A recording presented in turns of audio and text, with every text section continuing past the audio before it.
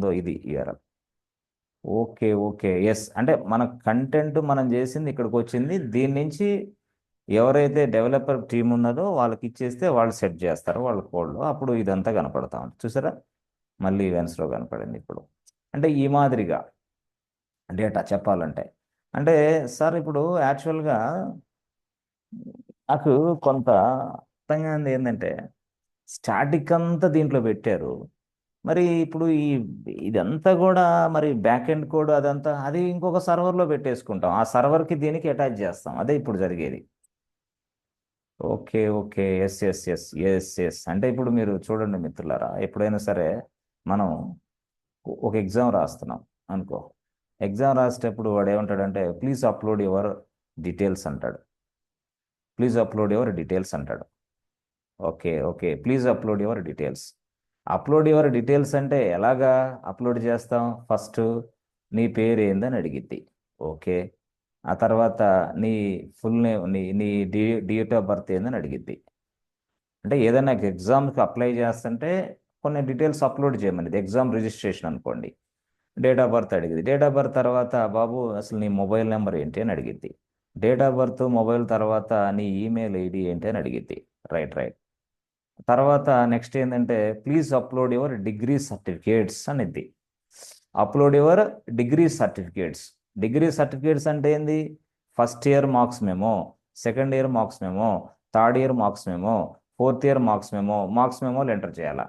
మళ్ళీ తర్వాత మళ్ళీ ఏమడిగిద్ది అంటే అప్లోడ్ యువర్ ఫోటో అని అడిగిద్ది. మళ్ళీ ఫోటో. Okay okay. ఇదే కాకుండా ఇంకా రిలవెంట్ డాక్యుమెంట్, నీ క్యాస్ట్ డాక్యుమెంట్స్ అప్లోడ్ చేయి. నీ అసలు ఒరిజినల్ నేటివిటీ సర్టిఫికేట్ అప్లోడ్ చేయి. అసలు నీ పాస్పోర్ట్ సైజు, అదే పాస్పోర్ట్ ఉంటే డాక్యుమెంట్ అప్లోడ్ చేయి. అంటే ఇదంతా కూడా నువ్వు చూస్తే ఫస్ట్ వరుసలో నేమ్ అనేది text, right right. Date of birth టెక్స్టే. తర్వాత ఇది డైరెక్ట్గా డేట్ ఆఫ్ బర్త్ తర్వాత నీ మొబైల్ నెంబర్ టెక్స్టే, ఈమెయిల్ ఐడి టెక్స్ట్లోనే ఉంటుంది. ఇక ఇక్కడి నుంచి వచ్చిందంతా డేటా PDF రూపంలోనూ వీడియో ఇట్లా. మరి ఇప్పుడు ఇదంతా కూడా ఈ డేటా స్టాటిక్ డేటానే డైరెక్ట్గా. ఇది కూడా టెక్స్ట్ అయితే ఇది డైనమిక్గా మారుతూ ఉంటుంది, మన ఇష్టం అది. ఇప్పుడు నేనేం చేస్తానంటే సింపుల్గా ఇలాంటి డేటాని తీసుకొచ్చి ఎస్ దీంట్లో పడేస్తా. అప్పుడు ఈ సర్వర్కి దీనికి ఇక్కడ అటాచ్మెంట్ ఉంటుంది. ఇదేంది? S3 bucket.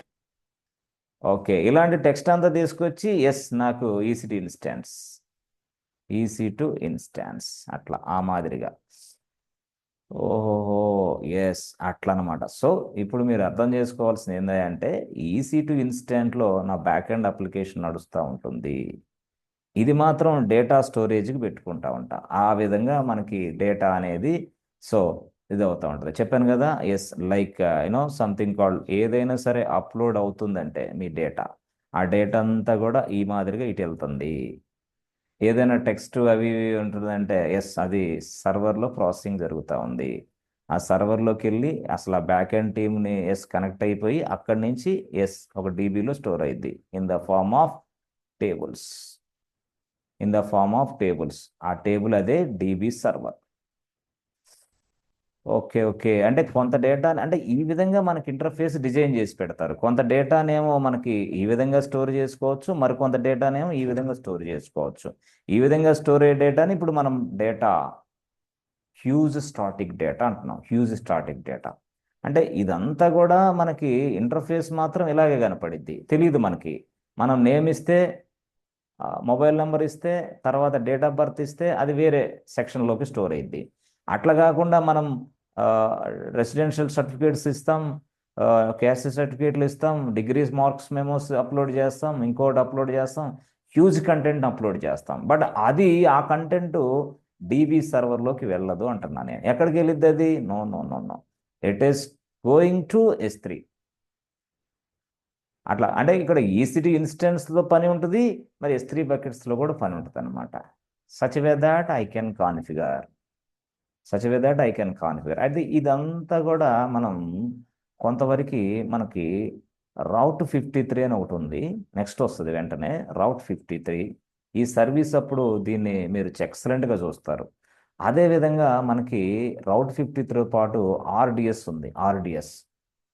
మేజర్ సబ్జెక్టులు ఇవి రౌట్ 53 ఆర్డిఎస్ నెక్స్ట్ విపిసి ఇట్లా ఈ మాదిరిగా ఈ మూడు కాన్సెప్ట్లు మీకు వస్తే ఇక మీకు నేను చెప్పిన ఇక్కడున్న ప్రతిదీ కూడా ఆప్షన్ అక్కడ వర్కౌట్ ఎలా అవుతుందో ఇంకా బాగా తెలిసిద్ది ఇక్కడ కంటే కూడా అక్కడ ఇంకా బాగా నాలెడ్జ్ పెరిగిద్ది అంటే ఇది బేసిక్ ప్రైమరీ అనుకుంటే నెక్స్ట్ ఇంకా మంచిగా బాగా ఈజీగా అర్థం చేసుకోవచ్చు ఏది రౌట్ 53 ఆర్డిఎస్ విపిసి ఈ సర్వీసులు చాలా వరకు ప్రభావితం చేస్తాయి అంటే ఈ కాన్సెప్ట్లన్నీ మళ్ళీ అక్కడ రిపీట్ అవుతాయి సింపుల్గా సో అది ఎలాగా ఫ్లో అవుతుంది ఎట్లా జరుగుతూ ఉంది ఏంటి ఇవన్నీ కూడా రౌట్ 53 అనేది ఎక్సలెంట్ సబ్జెక్ట్ అది ఇక దాని మీదే పని ఆర్డిఎస్ కూడా ఎక్సలెంట్ సబ్జెక్ట్ విపిసి అనేది ఇక అద్భుతం ఇంక అంతే సో అంటే ఈ ఏడబ్ల్యూఎస్లో ప్రతిదీ కూడా అంతే చెప్పాను కదా అప్ టు S3 దాకా మళ్ళీ ఐఏఎం దాకా మళ్ళీ రౌట్ 50 దాకా ఇట్లా సర్వీస్ బై సర్వీస్ అంతే సర్వీస్ బై సర్వీస్ నేర్చుకొని అప్లోడ్ చేయటమే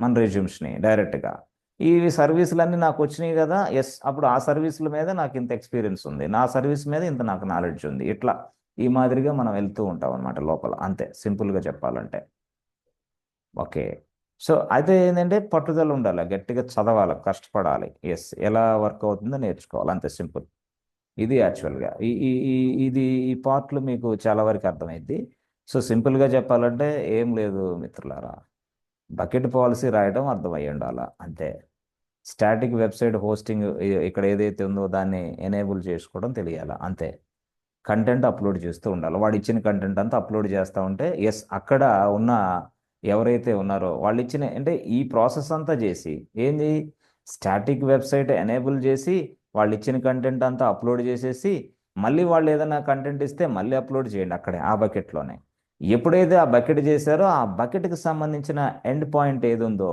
ఎండ్ పాయింట్ ఆ ఎండ్ పాయింట్ని ఆ లింక్ను వాళ్ళకి ఇస్తే చాలు ఓ వాళ్ళ కోడ్లో ఆ లింక్ను యాడ్ చేసి పడా ఆ లింక్ని ఎప్పుడైతే యాడ్ చేసి పడేసారో డైరెక్ట్గా మనకి అక్కడి నుంచి సర్వర్ నుంచి డైరెక్ట్గా కొంత కంటెంట్ రీడైరెక్ట్ ఇట్ అవుతుంది అనమాట ఈ డేటా తీసుకునిద్ది ఇప్పుడు మీరున్నారు ఫేస్బుక్కే ఉంది ఫేస్బుక్లో వాడు ఏం చేస్తాడు ఇటు రీడైరెక్ట్ చేస్తాడు అప్పుడు ఈ డేటా అంతా ఇట్లాగే వెళ్తుంది ఒక్కొక్కసారి నా వీడియో నాకు చూపివ్వంటారు మీరే నా ఫోటోలు నాకు చూపివ్వంటారు మీరే ఎప్పుడు 10 years తర్వాత 50 అంటే 2 months తర్వాత 4 months తర్వాత అది ఎక్కడి నుంచి డేటా తీసుకోవాలా S3 నుంచే తీసుకోవాలి అక్కడ such way that I can configure as such way that I can include this link this is what end point అంటాం బకెట్ ఎండ్ పాయింట్ అదే ఇక్కడ బకెట్ ఎండ్ పాయింట్ అంటే ఇదిగో ఇక్కడ కనపడేదే బకెట్ ఎండ్ పాయింట్